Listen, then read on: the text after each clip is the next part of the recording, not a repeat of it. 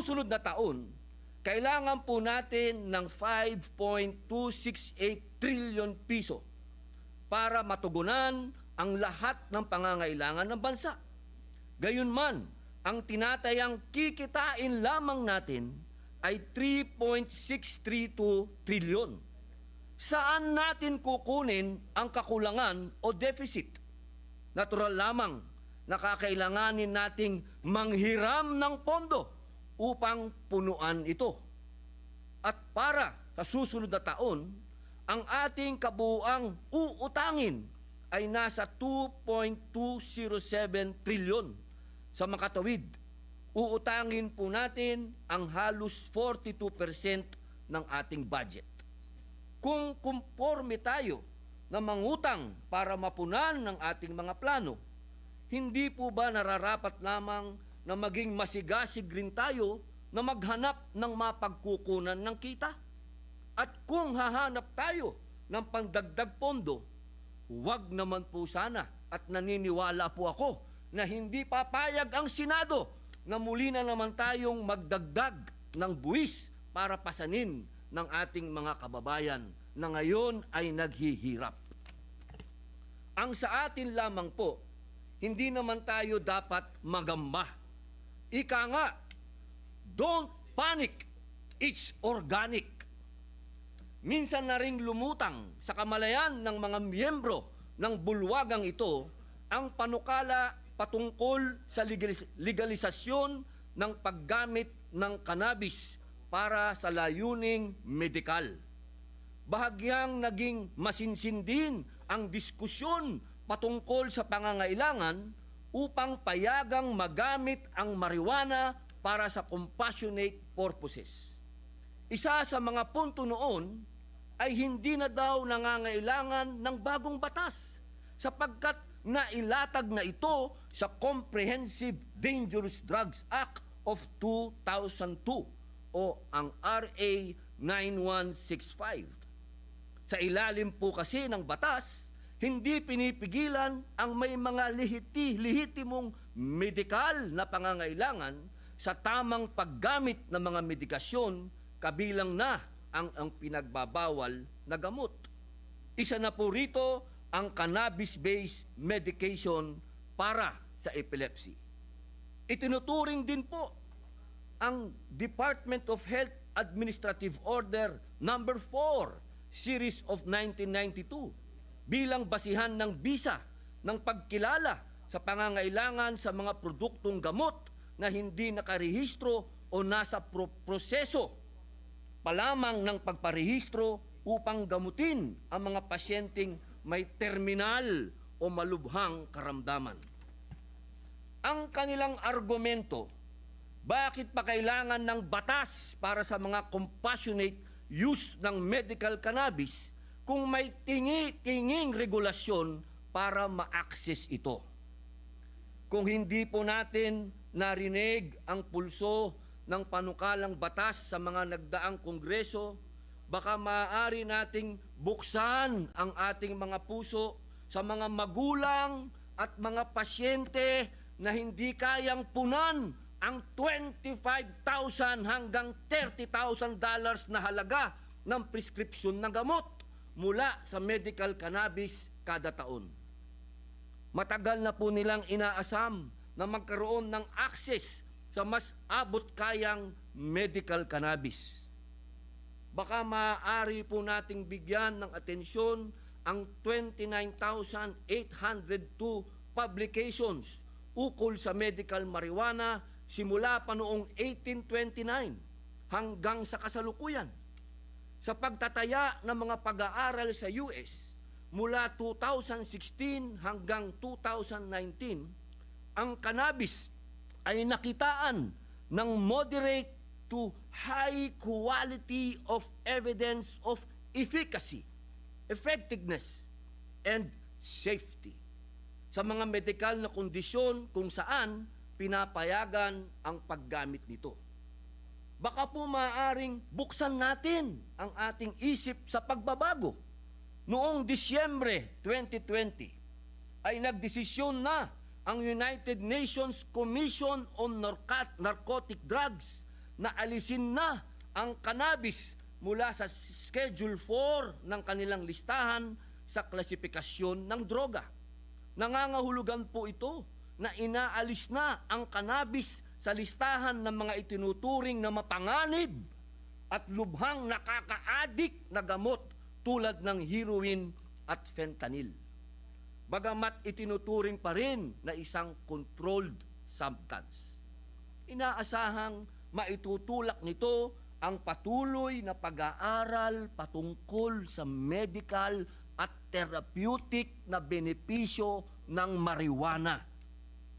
Pakinggan rin po natin ang datos.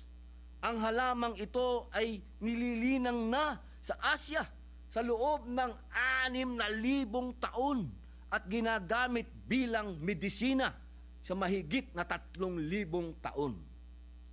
Legal rin ang access nito sa ating bansa noon. Sa isang liham nga ni Gat Jose Rizal sa kanyang kaibigang Aleman noong 1890, sinabi niya, I myself though in 1879 used hashish, did it for experimental purposes, and I obtained the substance from the drugstore. Ginoong Tagapangulo, sa kasalukuyan, legal na ang medikal na paggamit ng ilang uri ng cannabis sa 70 bansa sa buong mundo. Tinatayang 4.4 milyong aktibong pasyente ang nag-access ng mga legal na produkto ng cannabis. Hindi po kabilang ang mga Pilipino dito. Bibigyang diin lamang po natin na ang ating isinusulong ay medical cannabis lamang. Ito po ang produktong cannabis na nasa anyong capsule at oil at mayroong pharmaceutical formulation kasama ang detalyado at tamang impormasyon tungkol sa konsentrasyon ng tetrahydrocannabinol o THC at cannabidiol o CBD. Hindi po ito yung alam nating 2 joints o jutes o hashish, Mary Jane o bang at iba pang katawagan sa marijuana na para sa recreation o good time lamang. Kaya naman po, pinupursige natin ang pagpapasa ng batas na partikular sa legal na access ng medical cannabis dahil ito po ang direksyon na nararapat nating tahakin kung sisilipin natin ang mga benepisyong hatid nito gamit ang lente ng kalusugan at ekonomiya. Ang Asya pa naman ang may pinakamalaking merkado para dito dahil sa 4.5 bilyong mamamayan sa rehiyon. Angat rin tayo sa lahat base sa mga pag-aaral dahil kung ikukumpara sa mga halamang cannabis na lumalago sa ibang bansa, may mataas na cannabidiol content ang cannabis sa Pilipinas sa pangunahing sangkap sa karamihan ng mga produktong pang-medikal. Ang akin pong punto, bukod sa lumalawak na gamit ng medical cannabis, malaki rin po ang ambag nito sa ekonomiya. Patunay po ang tinatabong kita mula sa buwis at laki ng merkado ng mga bansang nagbukas ng industriya para sa mas malayang access ng medical cannabis. Ginoong Pangulo, 2021, ang pandaigdigang bentahan ng medical cannabis ay tinatayang nasa $37.4 billion. Sa Asya po, kung saan naitala sa kasaysayan ang pinakamahigpit na patakaran sa paggamit ng cannabis, ay nagsimula ng magbukas ang mga pinto para sa cannabis industry. $158.9 milyong o tumataginting na 8.7 billion pesos po. Ito po ang halaga ng ginastos ng mga consumers ng medical cannabis sa Israel noong 2020 lamang. Sa Thailand, ang ating kapitbahay, kalapit bansa, 4 na taon na po simula na maging legal ang paggamit ng medical marijuana. Sa botong 166-0, naipasa ng kanilang National Legislative Assembly ang medical marijuana legalization.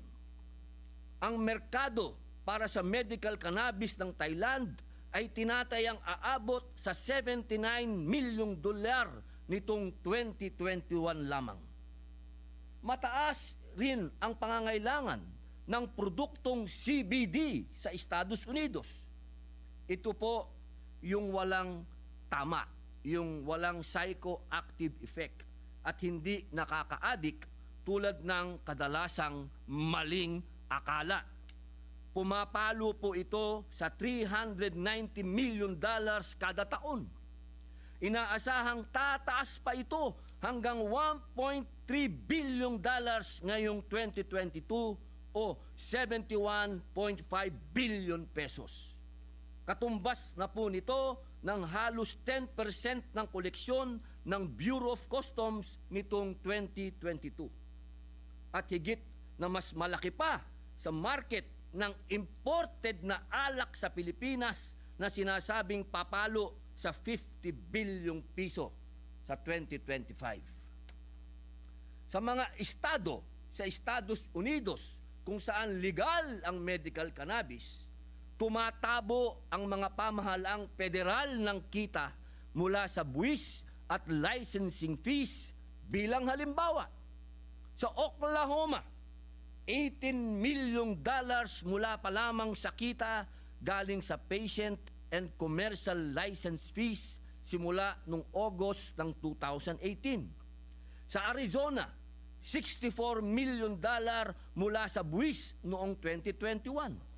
Sa Hawaii, $4.7 million ng tax revenues. At sa Maine, $3.9 million noong 2021. Sa isang publikasyon pa nga po, sinasabing mas mataas pa ang bentahan ng medical cannabis kumpara sa patatas at blueberries sa Maine, USA. Hindi pa po natin sinasama sa kwentahan ang laki ng kita mula sa mga pharmaceutical companies na maaaring mamuhunan sa medical cannabis research at development sa bansa. Sa Israel nga po, ang net revenues ng Panaxia, isang cannabis pharmaceutical, ay nasa $83.6 million na nitong 2021. 37% ang nilundag ng kita mula sa $60.7 million lamang noong 2020. Sabihin na po nating magkadikit ang benepisyo ng pagsasaligal ng medical cannabis. Una, magkaroon ng mas accessible at murang pagkukunan ng medical cannabis ang mga pasyente na hindi po nagmumukhang drug addict yung mga pasyente, na pati po yung mga magulang ng mga batang ito ay hirap na hirap humanap kung saan sila kukuha na may kasamang pagkatakot na baka sila'y mahuli. Nakakaawa po. At pangalawa, maaaring kumita ang gobyerno mula sa buwis para gamitin sa makabuluhang serbisyo publiko. Sa ibang mga bansa, ang buwis mula sa medical marijuana ay ginagamit para sa mga pampublikong paaralan.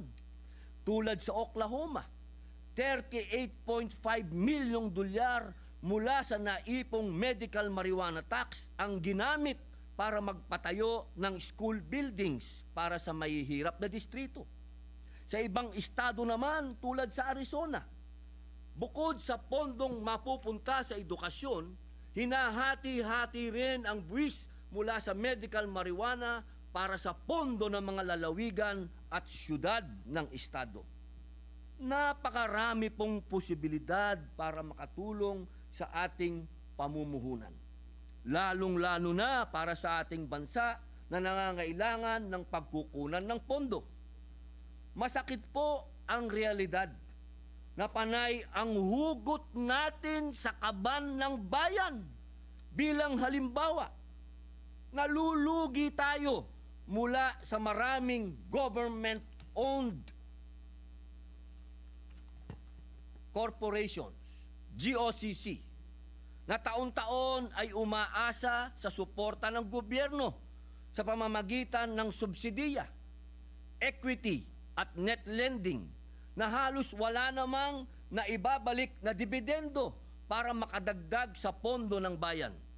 Sa susunod na taon po, maglalabas na naman tayo ng 195.8 billion pesos para sa mga korporasyon na ito na wala namang pangako na balik kita para sa ating mga kababayan. Noong 2021, ang subsidiya ng gobyerno sa 80 na GOCCs ay umabot ng 212 billion. Gayunman, ang natanggap lamang natin na balik sa pamamagitan ng dibidendo ay 38 billion lamang. 18% lamang ng inilabas na subsidiya o pondo ng national government. Halos 33 billion rin ang lugi o net losses ng mga GOCCs. Ang ilan sa mga highly subsidized na GOCCs nakakaunti o minsan ay wala pang ang ambag